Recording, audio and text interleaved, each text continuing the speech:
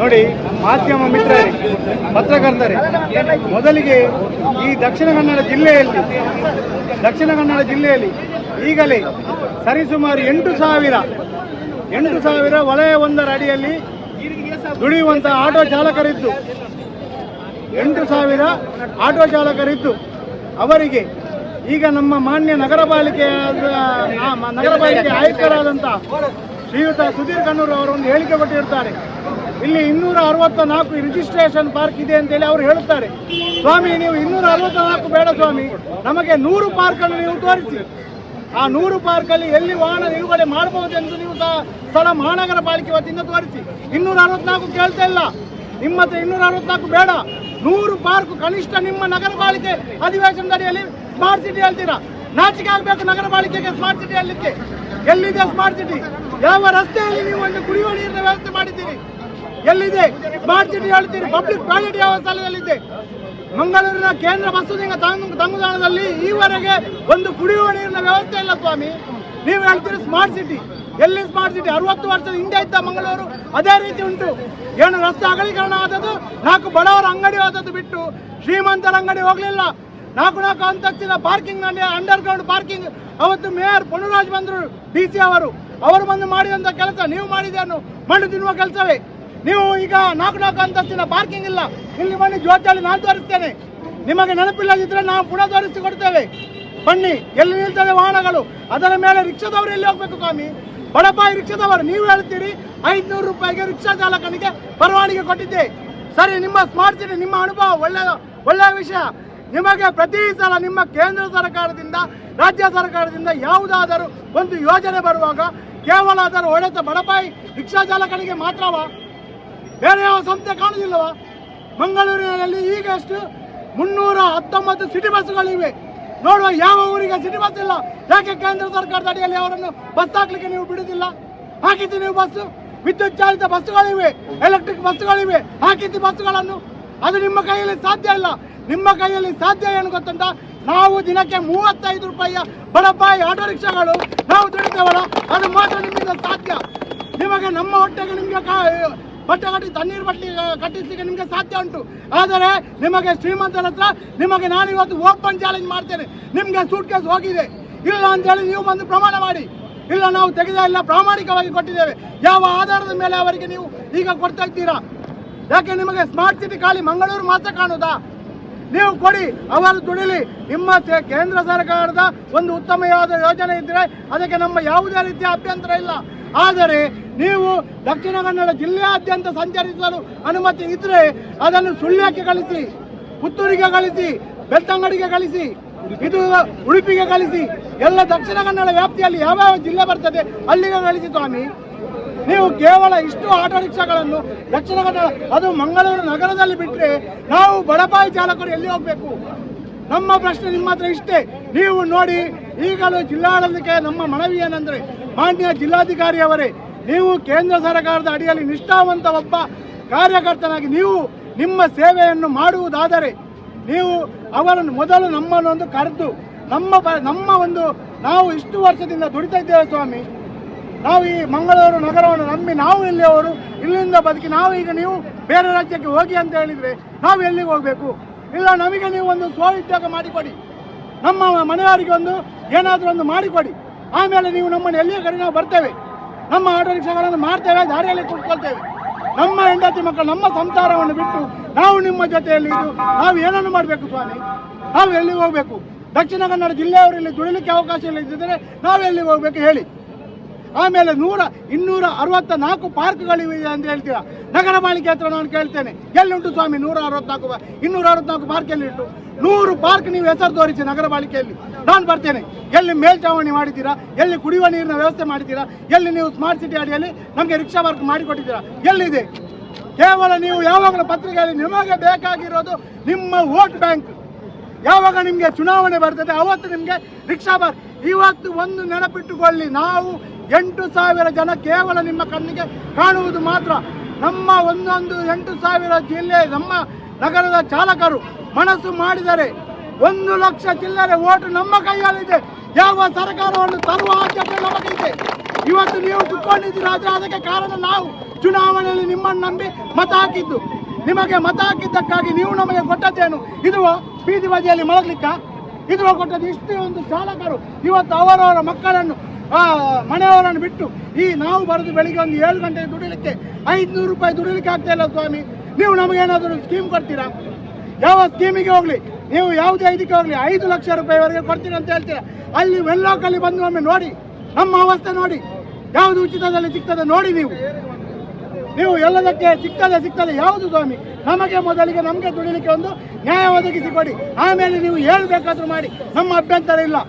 ನಾವು ಈಗಲೂ ಹೇಳ್ತೇವೆ, ಸ್ಪಷ್ಟವಾಗಿ ಹೇಳ್ತೇವೆ, ಯಾವ ಕಾರಣಕ್ಕೂ ನಮ್ಮದು ಕೇಂದ್ರ ಸರ್ಕಾರದ ಬ್ಯಾಟರಿ ಚಾಲಿತ ಆಟೋ ರಿಕ್ಷಾಗಳಿಗೆ ವಿರೋಧವಿಲ್ಲ. ಅವರಿಗೂ ನಮಗೆ ಏನು ವಲಯ 1ರಲ್ಲಿ ದುಡಿಬೇಕು ಅಂತ ಹೇಳಿ ಒಂದು ಪರ್ಮಿಟ್ ಕಾನೂನು ಇದೆ, ಅದೇ ಕಾನೂನಿನಲ್ಲಿ ಅವರಿಗೂ ಅವಕಾಶ ಮಾಡಿಕೊಟ್ಟು ದುಡಿಲಿ ಸ್ವಾಮಿ, ನಮ್ಮದು ಏನು ಅಭ್ಯಂತರ ಇಲ್ಲ. ಈ ಎಲ್ಲ ರಿಕ್ಷಾ ಚಾಲಕರ ಪರವಾಗಿ ನಾನು ಇವತ್ತು ನಿಮ್ಮಲ್ಲಿ ಒಂದು ಕಳಕಳಿಯ ವಿನಂತಿಯನ್ನು ಮಾಡುತ್ತೇನೆ. ನಮಗೆ ಮೊದಲು ನ್ಯಾಯ ದೊರಕಿಸಿಕೊಡಿ, ನಮ್ಮನ್ನು ಬೀದಿಗೆ ಬರುವಾಗೆ ಮಾಡಬೇಡಿ. ಇವತ್ತು ನಿಮಗೆ ಇಷ್ಟು, ನಾಳೆ ಇದರ ಇನ್ನೊಂದಷ್ಟು ಜನ ನಾವು ಖಂಡಿತವಾಗಿಯೂ ಇದರಲ್ಲಿ ನಿಮಗೆ ಇನ್ನೊಮ್ಮೆ ಚುನಾವಣೆ ಬರುವಾಗ ನೀವು ನಮ್ಮ ಬಳಿ ಬಂದದ್ದಾದರೆ ನಿಮಗೆ ಆ ದಿವಸ ನಾವು ಇದನ್ನು ಖಂಡಿತವಾಗಿ ಹೇಳುತ್ತೇವೆ ನೋಡಿ. ನಾನು ಉನ್ನಿಕೃಷ್ಣನ್ ಬಂದರೆ ನಾನು 1954 ಇಸ್ವಿ ಅಕ್ಟೋಬರ್ 25 ಮ್ಯಾಂಗ್ಳೂರು ಡ್ರೈವರ್ ಆತ. ಆದರೆ ಇದಿಬಿಟ್ಟ ರಿಕ್ಷಾಡುಲ್ಲ ನಾನು 1964 ಇಸ್ವಿ ಅಕ್ಟೋಬರ್ 21ಕ್ಕೆ ಮಂಗಳೂರಲ್ಲಿ ರಿಕ್ಷಾ ಡ್ರೈವರ್ ಆಗಿದ್ದೇನೆ.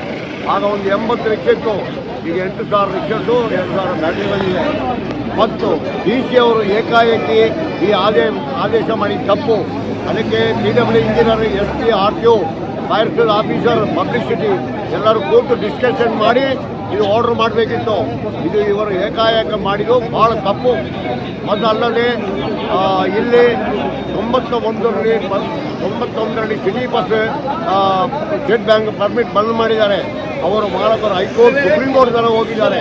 ಆ ರಿಟ್ ಪಿಟಿಷನ್ ಬಿದ್ದು ಹೋಗಿದೆ. 93ರಲ್ಲಿ ಸರ್ವಿಸ್ ಬಸ್ ಬಂದ್ ಮಾಡಿದರು, ಅದು ಸಹ ಬಿದ್ದು ಹೋಗಿದೆ ಸುಪ್ರೀಂ ಕೋರ್ಟ್. 97ರಲ್ಲಿ ಅನಿಲ್ ಕುಮಾರ್ DC ಅವರು ಈ ಮಂಗಳೂರು ನಗರಕ್ಕೆ ಯಾವ ರಿಕ್ಷಾ ಕೊಡುವುದಿಲ್ಲ, ಹೊರಗಡೆ ಅಂತ ಮಾಡಿದ್ದಾರೆ. ಆ 3 ಆದೇಶ ಇರುವಾಗ ಇದನ್ನು ಒಳಗೆ ಲಿಫ್ಟ್ ಮಾಡಿ ಇದು ಓಪನ್ ಮಾಡಬೇಕಿತ್ತು. ನೀವು ಮಾಡಿದ ಆದೇಶವನ್ನು ನೀವೇ ಕಂಟೆಂಟ್ ಮಾಡಿದ್ರೆ ಅದಕ್ಕೆ ಕಂಡಕ್ಟ್ ಅಪ್ಲೋಡ್ ಆಯಿತು. ಅದಾಯ್ತಾ?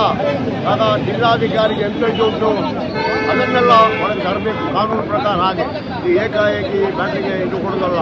ಸೆಂಟ್ರಲ್ ಗೌರ್ಮೆಂಟ್ ಆದೇಶ ಮಾಡಿದ ಹೌದು, ಆದರೆ ಇಲ್ಲೇ ಪರಿಸ್ಥಿತಿ ನೋಡಿ ಅವರು ಮಾಡಬೇಕಿತ್ತು. ಆಟೋ ರಿಕ್ಷಾಗಳು ಓಡಾಡುತ್ತಿದ್ದು ಜಿಲ್ಲಾಡಳಿತದ ಈ ತೀರ್ಮಾನದಿಂದ ಮತ್ತಷ್ಟು ಧಿಕ್ಕಾರ. ಯಾತಕ್ಕಾಗಿ ಹೋರಾಟ?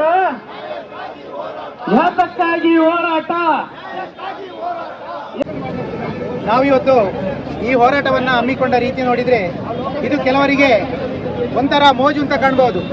ಯಾಕೆಂದ್ರೆ ಈ ಪ್ರತಿಭಟನೆ ಇದಕ್ಕಿಂತ ಮುಂಚೆ ಕೂಡ ನಾವು ಹಲವಾರು ಪ್ರತಿಭಟನೆ ಮಾಡಿ ಇದೇ ತರ ಮನವಿ ಕೊಟ್ಟವರು.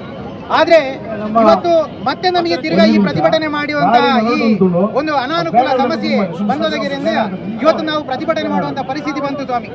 ಯಾಕೆಂದ್ರೆ ಎಷ್ಟೋ ಒಂದು ಮನವಿಗಳನ್ನ ನಾವು ಈ ಬ್ಯಾಟರಿ ಚಾಲಿತ ಆಟೋ ರಿಕ್ಷಾ ವಿರುದ್ಧವಾಗಿ ನಾವು ಕೊಟ್ಟಿದ್ದೆವು.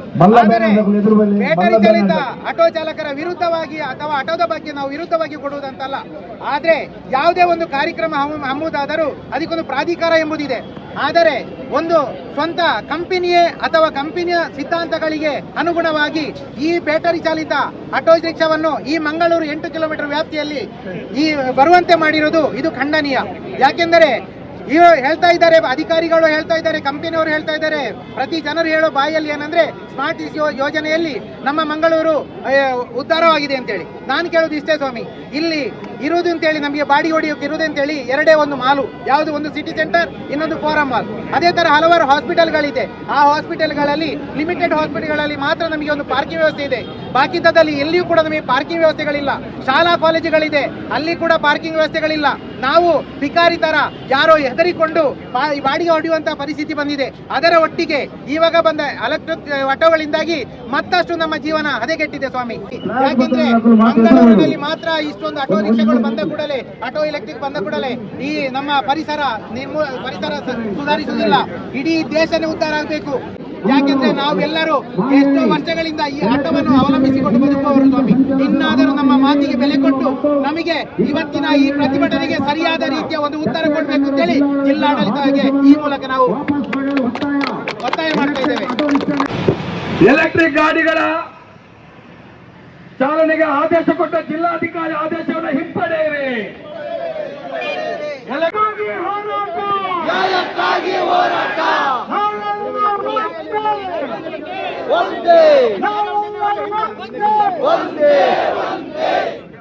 ನಾವಿವತ್ತು ಈ ಹೋರಾಟದಲ್ಲಿ ಜಿಲ್ಲಾಡಳಿತದ ಜುಟ್ಟು ಹಿಡಿಯಲಿಕ್ಕೆ ಬಂದಿಲ್ಲ, ನಗರ ಪಾಲಿಕೆಯ ಜುಟ್ಟು ಹಿಡಿಯಲಿಕ್ಕೆ ಬಂದಿದ್ದೇವೆ.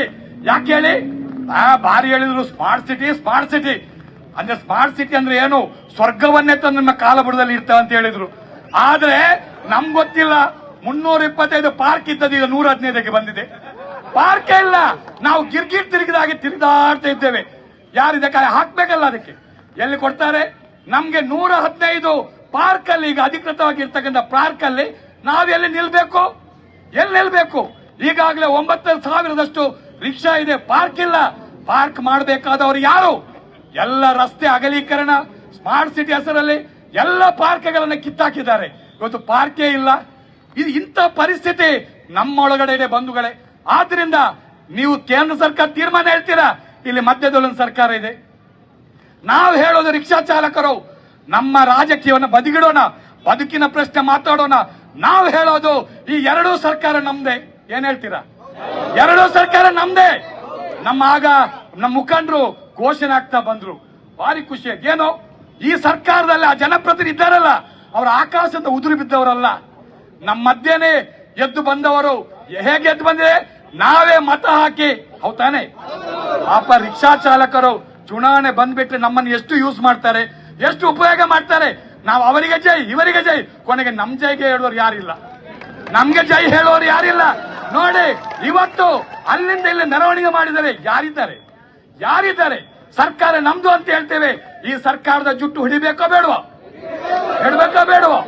ಹಿಡಿಬೇಕು. ಯಾಕಂತ ಹೇಳಿದ್ರೆ ಅದು ಸರ್ಕಾರ ನಮ್ದು ಸರ್ಕಾರ ಎರಡು ಕೂಡ.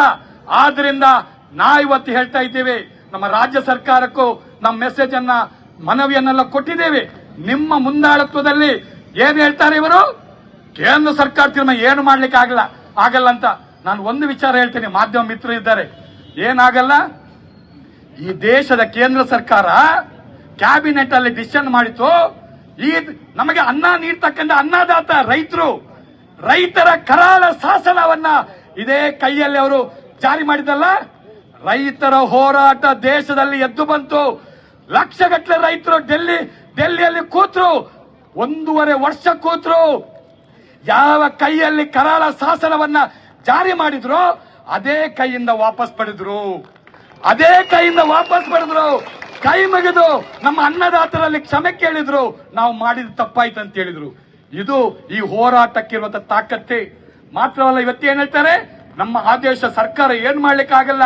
ನಿಮ್ಗೆ ಗೊತ್ತಿರ್ಲಿ, ಸುಪ್ರೀಂ ಕೋರ್ಟ್ನ ಆದೇಶ 2003ರಲ್ಲಿ ಏನ್ ಆದೇಶ?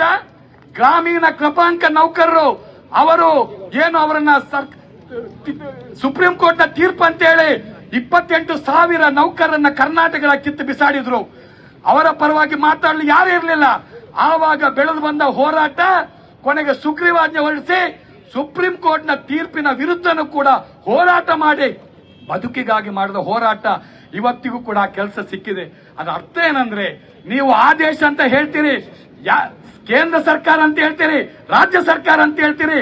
ನಿಮ್ಗೇನು, ನೀವು ಎಸಿ ರೂಮ್ ನಲ್ಲಿ ಕೂತು ಮಜಾ ಮಾಡ್ತಾ ಇದ್ದೀರಾ. ನಿಮ್ಗೆ ಬೇಕಾದಷ್ಟು ಸವಲತ್ತಿದೆ. ನಮ್ಮ ರಿಕ್ಷಾ ಚಾಲಕರಿಗೆ ಏನಿದೆ? ಈಗಲೂ ಕೂಡ 80 ವರ್ಷದ ಪ್ರಾಯದವರು ಕೂಡ ದುಡಿತಾ ಇದ್ದಾರೆ. ಹೌದಾನೆ?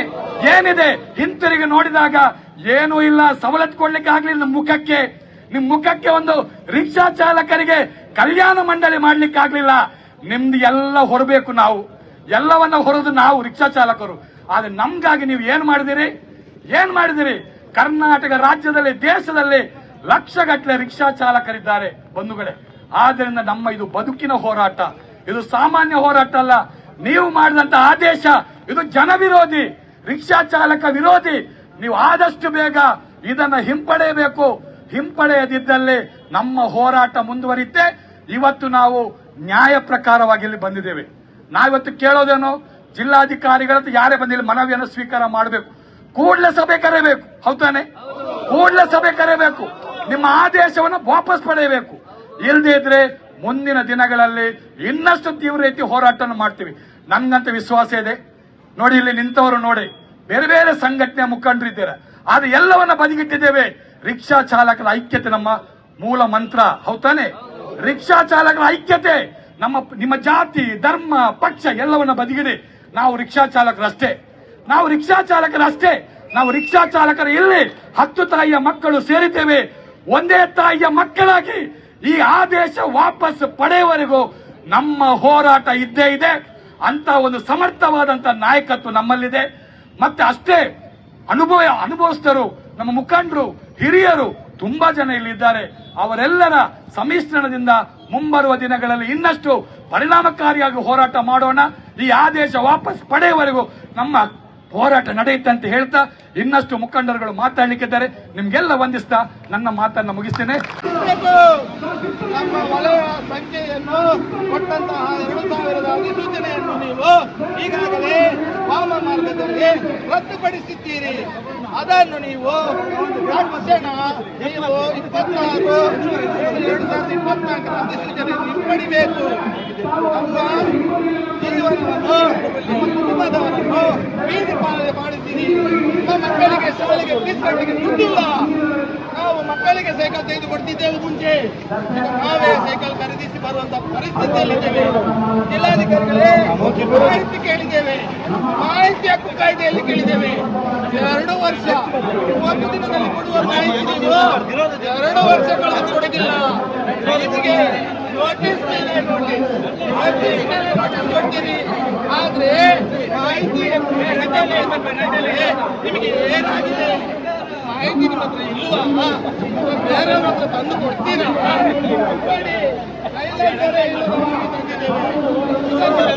ಬರೀರಿ, ಬೇಡ, ಹೈಕೋರ್ಟ್ ಟ್ಯಾಕ್ಸಿಯನ್ನು ಬೆಂಬಲಿಸ್ತೇವೆ. ನಮಗೆ ಹೆಲ್ಮೆಟ್ ತಂದಿದ್ದೇವೆ. ಸಿಟಿಯಲ್ಲಿ ಅಲ್ಲಲ್ಲಿ ಮಾಡ್ತಾ ಕಾಂಕ್ರೀಟ್ ರೋಡ್ಗಳನ್ನು ಗುಂಡಿ ತೆಗೆದು ರಿಕ್ಷಾ ಚಾಲಕರಿಗೆ 2 ತಿಂಗಳಿಗೆ 7,000 ಅದರಿಂದ 10,000 ಖರ್ಚು ಬರ್ತಾ ಇದೆ. ಗಾಡಿದು ಆಟೋದಲ್ಲಿ ಕೂಡ ಪ್ರತಿಯೊಂದು ದಾಖಲೆಗಳನ್ನು ನಿರ್ವಹಿಸುವಾಗ ಲಂಚ ತಗೊಳ್ತಿದ್ದಾರೆ. ಗೊತ್ತುಂಟು, ಅಂಚಾದ ಡಿಸಿಗಳ ಗೊತ್ತುಂಟು. ಈ ಮೀಟಿಂಗ್ ಮೂಲಕ ಉಂಡು ಬಂದಿದೆ ತಹಸೀಲ್ದಾರ್ ಬೈದರಿಗೆ. ಬಟ್ ಅರ್ನ ಜಿಲ್ಲಾಧಿಕಾರಿನ ಅಧಿಕಾರನ ಬತ್ತೊಂದು ಬರಡು ಎಂಗ ದಾದಕ್ಕೆ ಏನೊಂದು ಅವೇನು ಮಲ್ಪರೆ ಅಧಿಕಾರನ ಬತ್ತೊಂಬರಡು. ಜಿಲ್ಲಾಧಿಕಾರಿಗೆ ದಾದ ಅಧಿಕಾರ ಉಂಡು, ಆ ಅಧಿಕಾರನ ಬತ್ತೊಂಬರಡು. ಎಂಗಲ ದಾದ ರದ್ದು ಮಲ್ಪಾಡು ಬನ್ನೊಂದುಲ್ಲ ಅಧಿಸೂಚನೆ ಇನ್ನು ರದ್ದು ಮಲ್ಪಾಡು ಮಲ್ಪಾಡು ಕೋನಾಗ ಅವಾಪುಂಡ ಅವ ಆಪುಜೆ ಬಣ್ಣ ಜಿಲ್ಲಾಧಿಕಾರಿ ಆಪುನ ಅಂದಾಂಡ ಜಿಲ್ಲಾಧಿಕಾರಿಯೇ ಬರಡು ದಯ ಬಣ್ಣ ಎಂಕಲ RTI ಮಾಹಿತಿ ಕೊಡು ಈ ವಿಷಯ ಅರ್ಜಿ ಪಾಂಡ ಅವಕ್ಕೆ ಉತ್ತರ ಕೊರ್ಪಿಜಾರು ಮಾತಾ ದಾಖಲೆ ಉಂಡು ಐಕ್ ಉತ್ತರ ಕೊರ್ಪಿಜಾರು ಐಕ್ ಎಂಗ್ಲ ಮೇಲ್ಮನವಿ ಪಾಂಡ ಅಪರ ಜಿಲ್ಲಾಧಿಕಾರಿ ಐಕ್ ಒಂಜಿ ನೋಟಿಸ್ ಕಡಬಿಡುವರು. ಆ ನೋಟಿಸ್ ಬೋದು ಹೇಳಿಕೆ ಕೊರ್ಲೆ ಲಿಖಿತ ಅಂತ ಬಂದ್ಬೇರು. ಲಿಖಿತ ಹೇಳಿಕೆಯನ್ನು ಕೋರ್ನ ಕೂಡ ಒಂಜಿ ನೋಟಿಸ್ ಕಡಬಿಡುವರು. ಮಿತ್ರ ನೋಟಿಸ್ 31 ರೂಪಾಯಿ ಯಾನ್ ಬೊಬ್ಬೆ ಪಡೊಂದುಲ್ಲ ಏತೋ ಜನ ತೆಲ್ತೊಂದುಲ್ಲ ಆಯ್ಕೆ ಬಾಯಿ ಬಚ್ಚುದ ಅಂದು ನಿಜವಾದ ಪನ್ಪೆ 3,700 ರೂಪಾಯಿ ತಿಂಗಳಿಗೂ ಲೋನ ಕಟ್ಟರೆಗ ಒಂದೆ ಇಲ್ಲದಕ್ಲೇನ್ ತಾಂಕೆರ ಒಂದೆ ಇನಿ ಬರ್ತದ ಈ ಮೂಲ ಬೊಬ್ಬೆ ಪಡೊಂದುಲ್ಲ ನಿಕ್ಲ ಮಿತ್ತದ ವಿಶ್ವಾಸಗೆ ಎಂಕ್ಲೆಗೆ ತಹಸೀಲ್ದಾರ್ ಏರ ಎಂಕ್ಲ ರಿಕ್ಷಾ ಡ್ರೈವರ್ ಹಾಕಲು ಎಂಕ್ಲ ಅನ್ಪಾಡೆ ಎಂಕುಲು ಅನ್ಪಣ್ಣಗಳು ಎಂಕ್ಲೆ ವಿದ್ಯಾ ಬುದ್ಧಿ ಇಚ್ಚಿ ಎಂಕ್ಲೆ ದಸ್ಕತ್ ಮಾಡ್ರೆ ಗೊತ್ತಿಚ್ಚಿ ಎಂಕುಲು ಬಾವಣೆ ಹೆಪ್ಪೆಟ್ಟೆ ನಿಕ್ಕಳಿಗೂ ಗೊತ್ತಪ್ಪು ಯಾರು DC ಯಾರು ತಹಸೀಲ್ದಾರ್ ಯಾರು ಪೊಲೀಸ್ ಕಮಿಷನರ್ ಬಂಡದೆ ಎಂಕ್ಲೆ ಗೊತ್ತು ಪುಳಿ ಖಾಲಿ ಆಟೋ ಬಿಟ್ರೆ ಅಣ್ಣ 35 ರೂಪಾಯಿ ಕೊರ್ಪಿನ ಪ್ಯಾಸೆಂಜರ್ ಮಾತ್ರ ಗೊತ್ತು. ಅಂಚಾದುಪ್ಪನಾಗ ಯಾನ್ ಪಂಪೆ ಇಂಚಿನ ಮಾತ ಆಶ್ವಾಸನೆ ನನಕೊರ್ನಾಡ ಎಂಕುಲು ಬದುಕು ಪೋಂಡಲ ಮಲ್ಲೆಜ್ಜಿ ಎಂಕುಲು ನನ್ನ ಬೀದಿ ಹೋರಾಟ ಅವು ಒಂದು ಪಂಡ ಮಲ್ಪುಜ ನಿಕ್ಕಲ ಪಾತೆರೆಗೆ ಎಂಕುಲು ಏರೆಲ್ಲ ವಿಶ್ವಾಸ